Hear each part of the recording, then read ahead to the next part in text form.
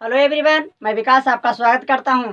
आज आप लोगों के लिए बहुत ही इंटरेस्टेड टॉपिक अपवर्तनांक और अपेक्षिक अपवर्तनांक लेकर आए हूं। हम लोग इसमें देखेंगे कि अपवर्तनांक क्या होता है और अपेक्षिक अपवर्तनांक क्या होता है, साथ में कुछ न्यूमेरिकल पर बात करेंगे। तो आइए समय बर्बाद न करते हुए हम लोग स्टार्ट करते हैं कि अपवर्तनांक क्या होता है। अपवर्तनांक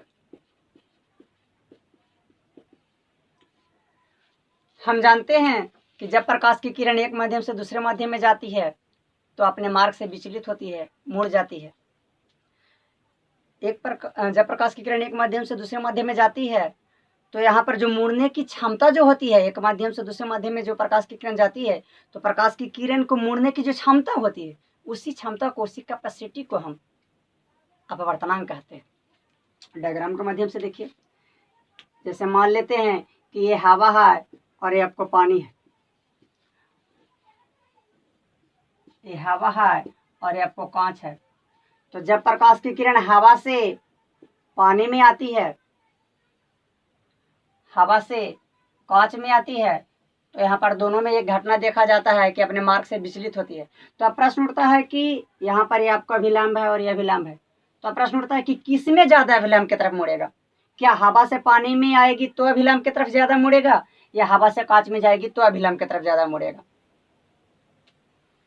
तो इसका आंसर है कि हवा से जब पानी में जाती है तो अभिलंब की तरफ थोड़ा कम मुड़ता है, जबकि हवा से कांच में जाती है तो आपका अभिलंब की तरफ ज्यादा मुड़ता है।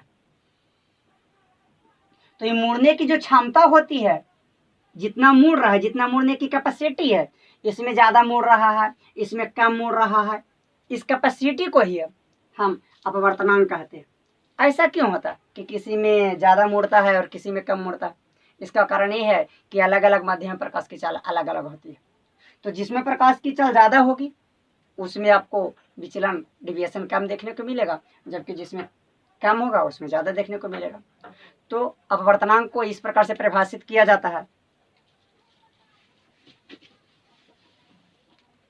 अपवर्तनांक बराबर शून्य में प्रकाश की चाल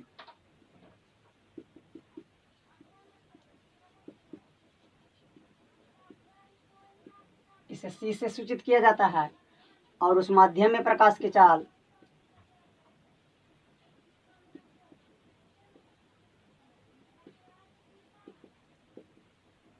इसे CM से सूचित किया जाता है।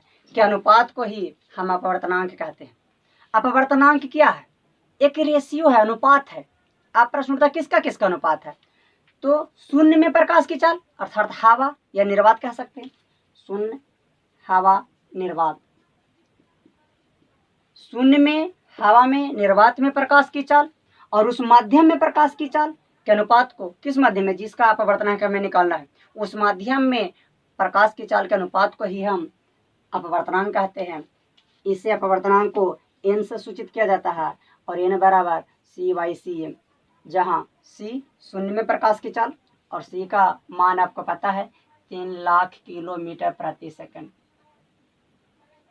और cm उस माध्यम प्रकाश की चाल जिसमें हमको निकालना है। आपको माध्यम पर डिपेंड करता है कि आप किसका निकालना चाहते हैं। अब हमें पूछ रहा है कि आप कांच का अपवर्तनांक बताएं।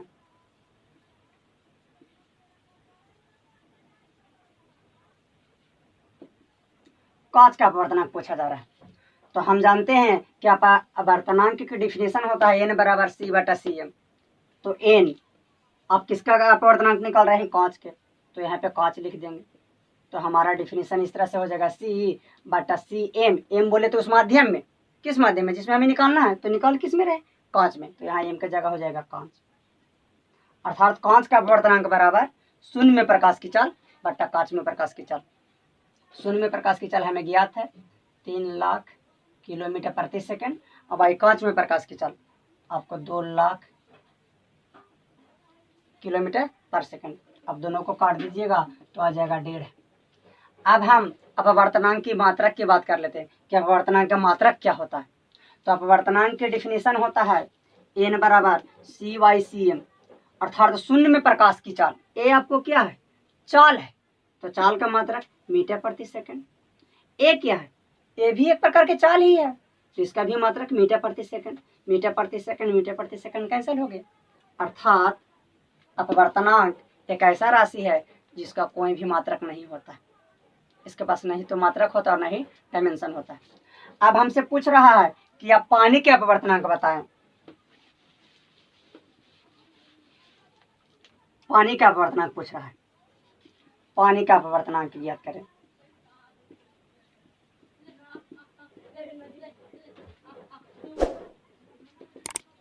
तो एन बराबर फार्मूला जानते हैं कि C/Cm होता है।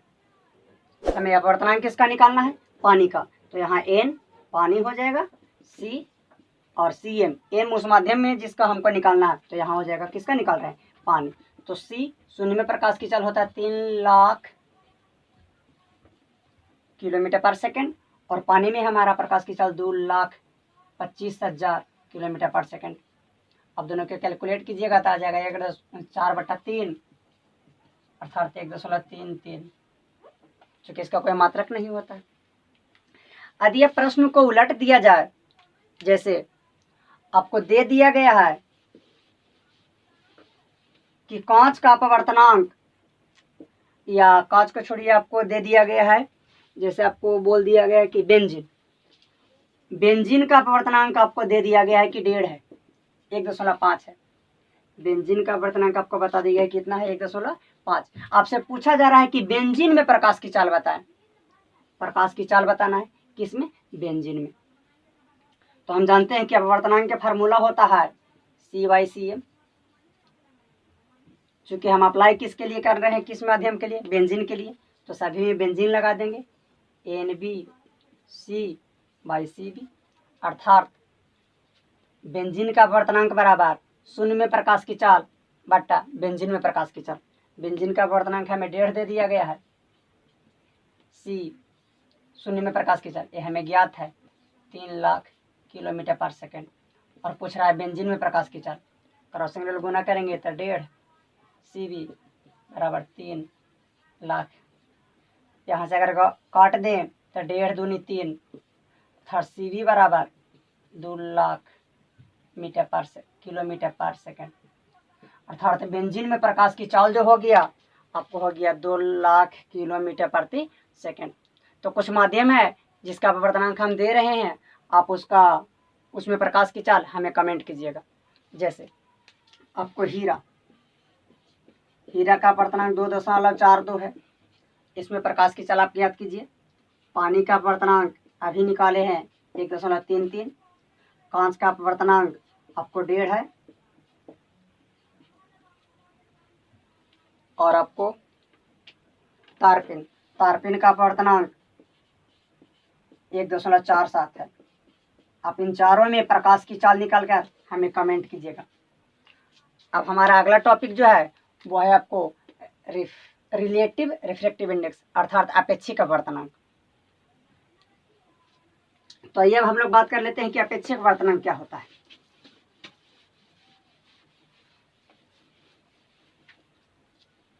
एक मिनट के लिए। अपेक्षिक अपवर्तनांक,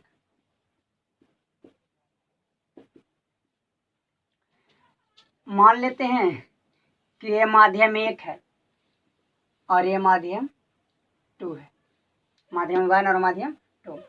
माध्यम 1 का अपवर्तनांक N1 और माध्यम 2 का अपवर्तनांक N2। तो माध्यम 2 का 1 के अपेक्षा, माध्यम 2 का 1 के अपेक्षा अपेक्षिक अपवर्तनांक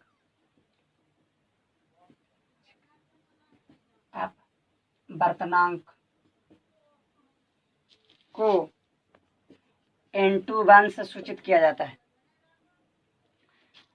माध्यम 2 का 1 के अपेक्षा अपेक्षिक अपवर्तनांक को N2 से सूचित किया जाता है, और N2 जो होता है वो N2/N1 के बराबर होता है। यदि इसी तरह से माध्यम 1 का अपवर्तनांक 2 के अपेक्षा को N1/2 से सूचित किया जाता है, और वे आपको N1/N2 के बराबर होता है। यदि कन्फ्यूजन में है तो फिर से देख लीजिए, यहाँ पर 2 है, यहाँ पर 1 है, इनसे अपवर्तनांक, तो जो निकट रहेगा उसका अपवर्तनांक जो दूर रहेगा उसके अपेक्षा, मतलब निकट 2 है तो माध्यम 2 का अपवर्तनांक 1 के अपेक्षा। और ये आपको डिफाइंड होता है इस तरह से कि 2 का अपवर्तनांक बट्टा 1 का अपवर्तनांक। पूछ रहा है किसका? 2 का, किसके अपेक्षा? 1 के अपेक्षा। तो जिसका पूछा जा रहा है उसका ऊपर, जिसका अपेक्षा पूछा जा रहा है उसका नीचे। जैसे देखिए इसका N12, इसका मतलब क्या हुआ? इसका मतलब हुआ माध्यम 1 का अपवर्तनांक किसके अपेक्षा? 2 के अपेक्षा। तो माध्यम 1 का अपवर्तनांक बट्टा माध्यम 2 का अपवर्तनांक। अब प्रश्न उठता है कि अपेक्षिक अपवर्तनांक की परिभाषा क्या है? तो 2 माध्यमों के अपवर्तनांक के अनुपात को ही, 2 माध्यम के अपवर्तनांक के अनुपात को ही हम अपेक्षिक अपवर्तनांक कहते हैं। जैसे देखिए माध्यम 1 का अपवर्तनांक कितना है? N1।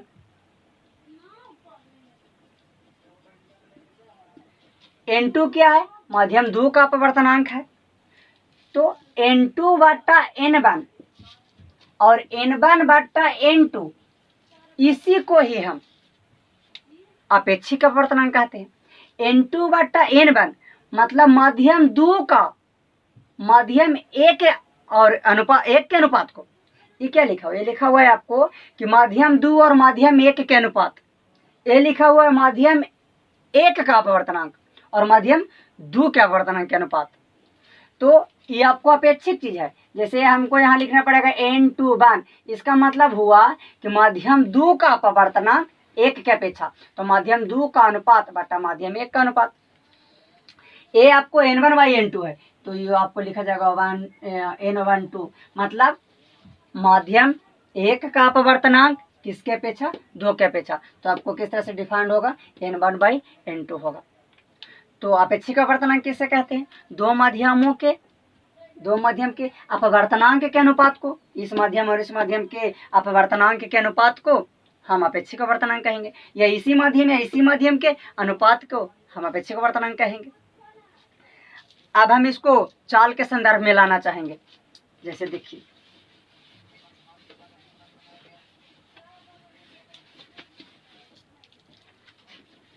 N21 बराबर N2/N1, इसका क्या अर्थ हुआ? इसका अर्थ हुआ कि माध्यम 2 का अपवर्तनांक जो आपको निकट रहेगा उसका अपवर्तनांक जो आपको दूर है उसके अपेक्षा, माध्यम 2 का अपवर्तनांक 1 के अपेक्षा, तो माध्यम 2 का अपवर्तनांक बटा माध्यम 1 का अपवर्तनांक। जैसे आपको N12 लिखा हुआ है, इसका मतलब माध्यम 1 का अपवर्तनांक 2 के अपेक्षा, तो आपको डिफाइंड होगा माध्यम 1 का अनुपात बटा माध्यम 2 का अपवर्तनांक। जिसका पूछेगा उसका ऊपर। यदि मान लेते हैं कि माध्यम 1 में प्रकाश की चाल C1 हो और माध्यम 2 में प्रकाश की चाल C2 हो, तो हम अपवर्तनांक को इस तरह से लिख सकते हैं N1 को लिख रहे हैं। अपवर्तनांक की परिभाषा होता है शून्य में प्रकाश की चाल वायु माध्यम में, तो चूंकि हम किस में निकाल रहे हैं? माध्यम 1 में, तो माध्यम 1 में प्रकाश की चाल कितना है? C1। इसी तरह से यदि माध्यम 2 का अपवर्तनांक निकाला जाए N2, तो क्या होना चाहिए?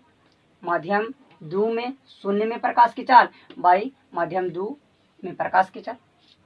अगर इस समीकरण को यहाँ पुट कर दिया जाए, N21 बराबर था N2 का मान आ गया C/C2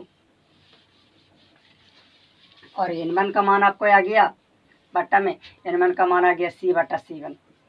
आपको ये कैंसिल हो गया, N2 बट्टा N1 बराबर आपको हो जाएगा, ये आपको ऊपर चला जाएगा, तो C1/C2।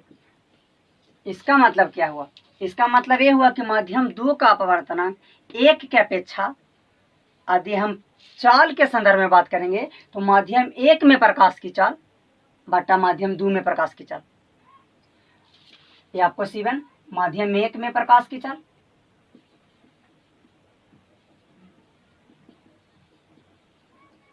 C2 क्या हो गया?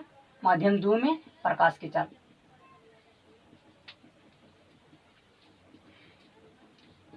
जबकि यदि इसे हम अपवर्तनांक के रूप में ज्ञात करें तो हमारा होता है N21 बराबर N2/N1, मतलब होता है माध्यम 2 का अपवर्तनांक वाई माध्यम 1 का अपवर्तनांक।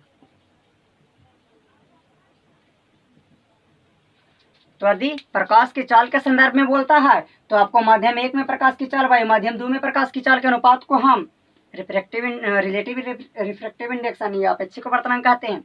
जबकि यदि आपको अपवर्तनांक के संदर्भ में बोले तो माध्यम 2 का अपवर्तनांक और माध्यम 1 के अपवर्तनांक के अनुपात को ही हम अपेक्षिक अपवर्तनांक कहते हैं। यही आपको अपेक्षिक अपवर्तनांक। अगला टॉपिक हमारा जो होगा वो होगा प्रकाश के अपवर्तन के नियम।